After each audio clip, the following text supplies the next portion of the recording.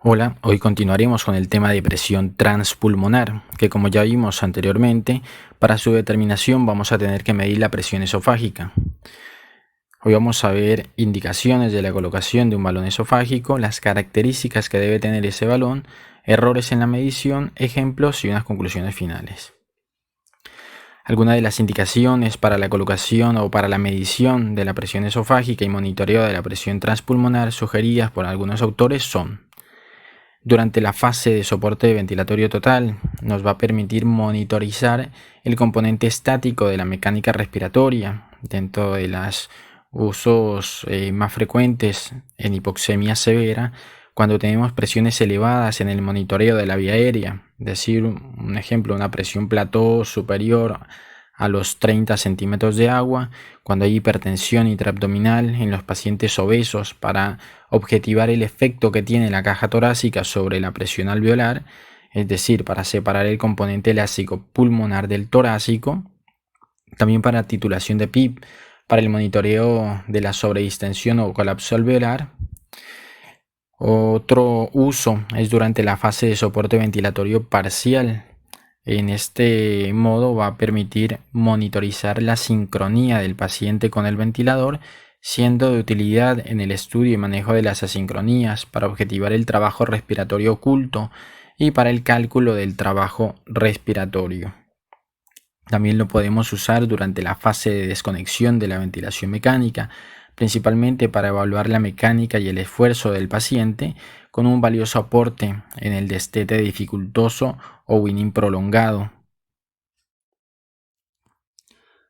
Para medir la presión esofágica es necesario la colocación de un catéter en la unión entre el tercio medio con el tercio inferior del esófago.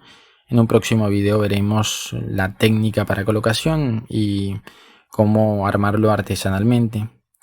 Para optimizar la medición, este catéter debe cumplir con ciertas características. El balón debe tener las siguientes características: una longitud entre 5 a 10 centímetros, un espesor entre 0.1 a 0.5 milímetros, un volumen de llenado entre 0.5 a 1 mililitro. Dentro de los errores en la medición se pueden generar errores por cambios en la compliance del balón, ya sea por un volumen de llenado excesivo, por herniación del balón, por oclusión de las fenestras o adherencia de las paredes del catéter, por espasmo esofágico o oscilaciones o las oscilaciones cardíacas. En la gráfica podemos observar la presión transpulmonar tanto inspiratoria como expiratoria, la presión en la vía aérea dada por la presión plató, y aquí observamos los valores de referencia que ya los mencionamos en el video anterior. Presión transpulmonar inspiratoria menor a 20 va a ser una presión segura, con lo cual vamos a prevenir la sobredistensión alveolar. Y una presión transpulmonar expiratoria entre 0 y 10 vamos a prevenir el colapso alveolar. ¿Qué conclusiones podemos sacar de la gráfica? Primero, por lo más fácil, presión transpulmonar expiratoria menores a 0, vamos a estar en este recuadro rojo, hay muchísimo riesgo de colapso alveolar, por lo cual en la fase expiratoria la presión transpulmonar debe estar superior a estos valores, ¿sí? Entre 0 y 10, para prevenir el colapso. Ahora bien, durante la inspiración vamos a encontrar que presiones plató menores a 30, con presión transpulmonar inspiratoria menor a 20, estamos en el recuadro verde, es una zona segura con mínimo riesgo de sobredistensión alveolar. ¿Qué pasa en esta zona, en este recuadro rojo? Presiones transpulmonares mayores a 20, presiones plató mayor a 30, hay un alto riesgo de sobredistensión alveolar. Pero aquí está la zona gris. Tenemos presiones plató por encima de 30 y presión transpulmonar menores a 20, que sería este recuadro en los cuales todavía estamos en una zona de seguridad con mínimo riesgo de sobredistensión. Esto pasa frecuentemente en los pacientes obesos, en los cuales es de mucha utilidad la medición de la presión transpulmonar, como ya lo venimos mencionando. Un ejemplo: paciente con presión plató de 40 y una presión transpulmonar inspiratoria de 15. Este paciente vamos a observar que está en una zona segura con mínimo riesgo de sobredistensión alveolar. En la gráfica vamos a encontrar la presión transpulmonar, tanto inspiratoria como expiratoria, y los diferentes protocolos para titulación de PIP, como es la tabla o el protocolo de Lars Network con su tabla PIP FIO2, la titulación basada en la mejor compliance y el protocolo de PIP Express. Entonces, ¿qué vamos a encontrar? Que si titulamos PIP por el Lars Network, el riesgo de sobredistensión es bajo, ¿sí? Pero sí vamos a encontrar que hay riesgo de colapso alveolar por titulación de PIP basado en la mejor compliance. Poco riesgo de sobredistensión alveolar con algún grado de riesgo de colapso, ¿sí? Presiones transpulmonares negativas en alguno de los pacientes. Si la titulamos por la PIP Express, encontramos que hay cierto riesgo de sobredistender a nuestro paciente, el alveolo de nuestro paciente, con el riesgo de colapso igual. Se encontraron en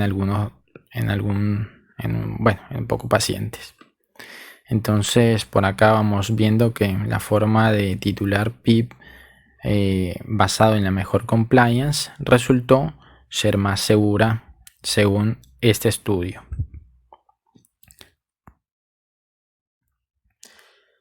En la gráfica vemos un paciente ventilado por volumen o flujo.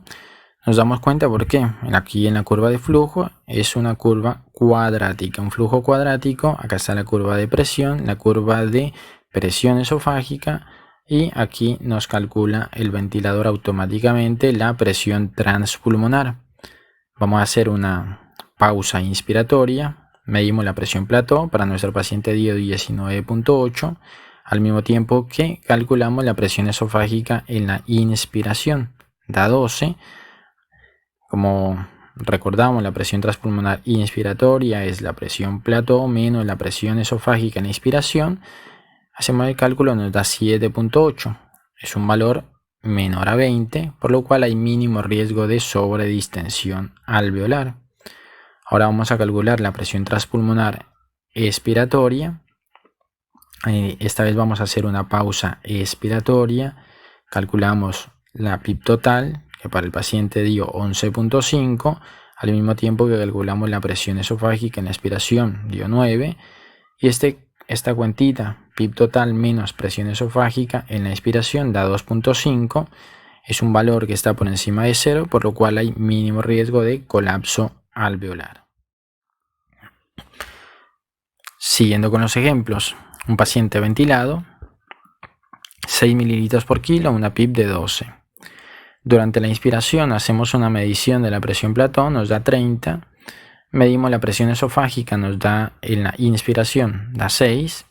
Ahora bien, calculemos la presión transpulmonar en la inspiración. Fórmula: plató menos presión esofágica inspiratoria, 30 menos 6 da 24. Ya hemos dicho que esta presión debe estar por debajo de 20. Entonces este paciente está en riesgo de sobredistensión.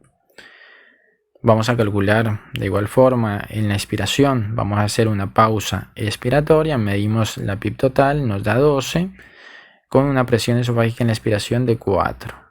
Hacemos el cálculo, nos da que tiene una presión transpulmonar expiratoria de 8. No va a haber problema o no va a haber riesgo de colapso, pero sí de sobredistensión, por lo cual debemos actuar en consecuencia. Entonces, lo más probable es que debemos bajamos la PIP o bajamos el VT. Ahí ya va a depender mucho de frente a qué tipo de paciente estamos. Otro ejemplo, paciente ventilado, 6 mililitros por kilo, una PIP de 8. Durante la inspiración medimos la presión plató, da 30. Presión esofágica en la inspiración, da 20. Hacemos el calculito. Presión transpulmonar inspiratoria nos da 10. Entonces está dentro de un valor seguro, no hay riesgo de sobredistender el alveolo. Vamos a medir en la expiración tiene una PIB total de 8 con una presión esofágica expiratoria de 15. Hacemos el cálculo, nos da 8 menos 15 nos da menos 7. ¿Qué pasa? Que este paciente está en riesgo de colapso o atelectrauma. ¿Qué vamos a hacer? Lo más probable es que debamos subir la PIB o tomar cartas en el asunto para que esa presión transpulmonar expiratoria esté entre 0 y 10. Otro paciente, ventilado a 7 mililitros por kilo, PIB de 5. Durante la inspiración hacemos una pausa inspiratoria, plató de 18, presión esofágica en la inspiración de 7. Vamos a calcular la presión transpulmonar inspiratoria, 18 menos 7 más 11. Es una zona segura. ¿Qué pasa en la expiración? PIB total de 5 con una presión esofágica en la expiración de 14. Entonces 5 menos 4 más 1 es una zona segura, no hay riesgo de colapso. Otro paciente, este paciente es un paciente que tiene hipertensión intraabdominal, está ventilado a 6 mililitros por kilo, una PIB de 20. Durante la inspiración calculamos la presión plató de 36, presión esofágica en la inspiración de 24, calculamos la presión transpulmonar inspiratoria más 12, es una zona segura, mínimo riesgo, no hay riesgo de sobredistender. Ahora en la expiración hacemos una pausa expiratoria, PIB total de 20 con una presión esofágica expiratoria de 19, 20 menos 19 nos da más 1, también es una zona segura, no hay riesgo de colapso. Entonces, ¿qué vemos aquí? Que a pesar de que tenemos presión plató elevada, ¿sí? Esto no nos está condicionando la sobredistensión, porque este paciente tiene un componente de la caja torácica, en este caso una presión intraabdominal muy alta, lo cual está influyendo directamente sobre esos 36 de presión plató. Como conclusiones finales tenemos que la presión transpulmonar es la fuerza de distensión del pulmón. La presión pleural medida mediante un catéter esofágico estima el comportamiento mecánico de la pared torácica.